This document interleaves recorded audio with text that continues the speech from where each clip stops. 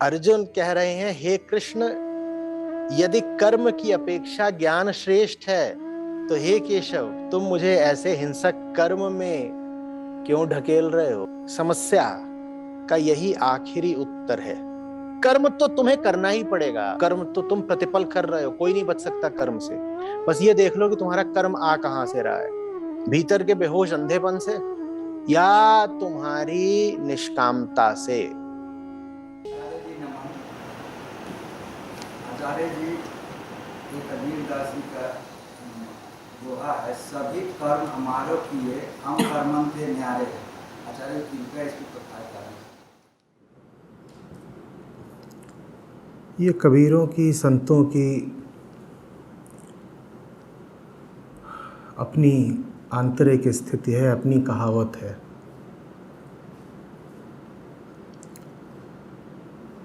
कह रहे हैं, ऊपर ऊपर से प्रतीत होता है कि हम बहुत कुछ कर रहे हैं, लेकिन कर्ता भाव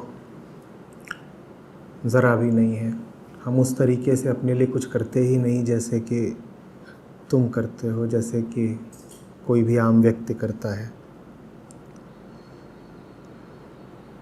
सभी कर्म हमारे किए, हम कर्मन से न्यारे हो। न्यारा अर्थात अनछुआ, अस्पर्शित। हम अपने कर्मों से बहुत साफ नाता रखते हैं, हानि लाभ का। कर्म करते ही इसीलिए हैं कि आगे कुछ लाभ दिखे या हानि कम हो। यहाँ कहा जा रहा है कि कर्म हो रहे हैं, पर कर्मों से हानि लाभ मूलक संबंध नहीं है हमारा।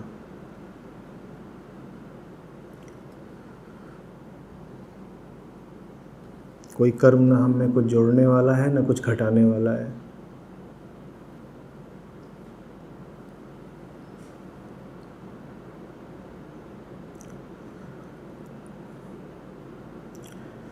जैसा मैंने कहा, ये कबीरों की अपनी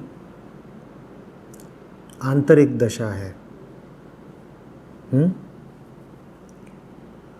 उन्हें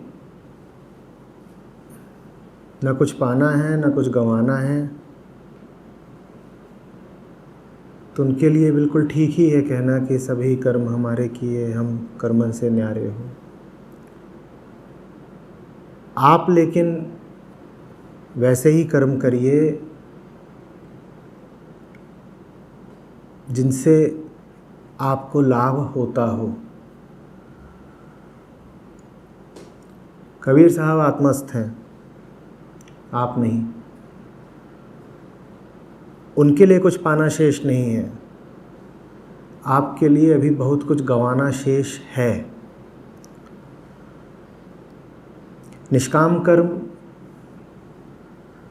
अनासक्त कर्म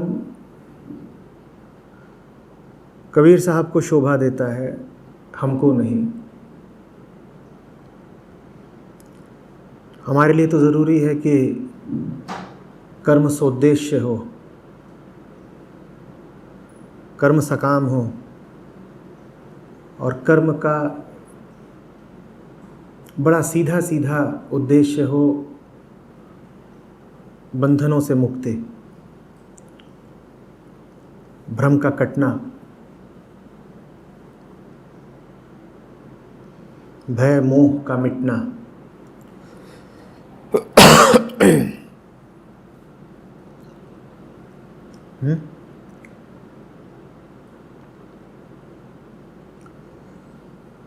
जो बात कबीर साहब यहाँ कह रहे हैं वो हमारे लिए एक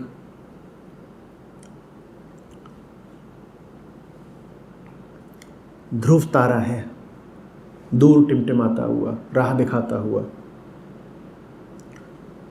लेकिन भूलिएगा नहीं कि पाँव तो आपके अभी धरती से ही बंधे हुए हैं।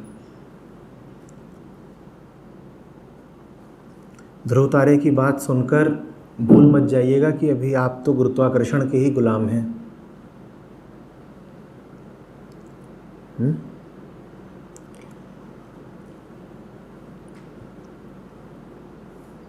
पर इस तरह की बातें, ऐसे आसमानी बोल भी बीच बीच में सुनने आवश्यक होते हैं, ताकि याद रहे कि गुरुत्वाकर्षण से आगे भी कुछ है। हम कर्मन से न्यारे हो। जो कर्म से न्यारा है वो जीवन से ही न्यारा हो गया।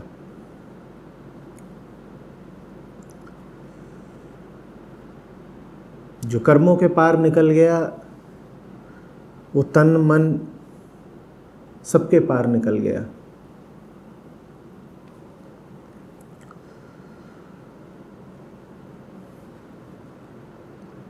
जिसने कर्म से नाता तोड़ लिया, उसका नाता अब कर्ता से कैसे बचेगा? और कर्ता नहीं तो मैं नहीं तो क्या? कुछ नहीं। झुंझलाए बौखलाए आदमी को बड़ा सहारा मिलता है जब अचानक कोई आकर संतों के मीठे स्वर में मुस्कुराकर उससे कह देता है कुछ नहीं। तो जीवन का सारा बोझ ही बहुत कुछ है, वो बहुत कुछ जो मन पर छाया रहता है। ऐसे में कोई आता है फकीर और कह देता है कुछ नहीं, न कर्म न कर्ता न अहम,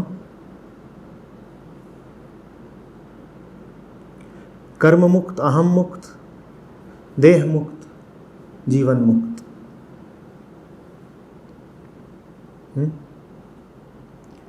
आस बंधती है, हौसला बढ़ता है। हौसला ही बढ़े तब तक ठीक है, पर यह भूल मत कर लीजिएगा कि कल्पना कर बैठे कि आप ध्रुव तारे पर पहुंच ही गए हैं।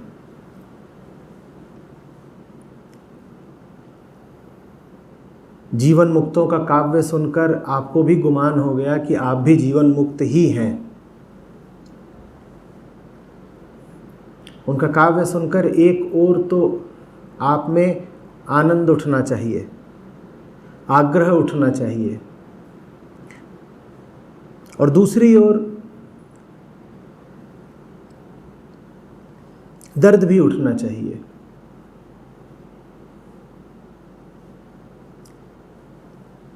एक तरह से अपमान का भाव उदित होना चाहिए। कोई कहाँ की बात कर गया, हम जमीन पर ही पड़े रह गए।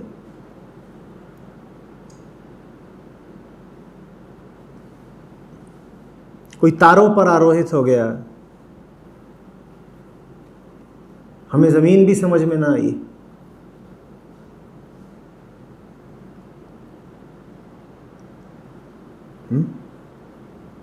आपको प्रेरणा मिले, आपका हौसला बंधे,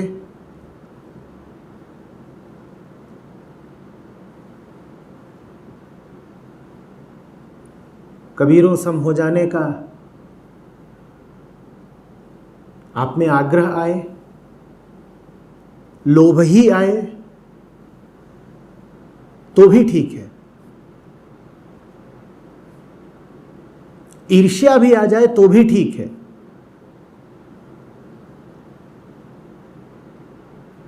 वियोग की पीड़ा उठे तो कहना ही क्या। बस ये गलतफहमी ना उठे कि जो बात कबीर साहब कह रहे हैं वो बात हमारी भी है, बाकी सब कुछ ठीक है। ये गुमान ठीक नहीं है, उससे बचिएगा।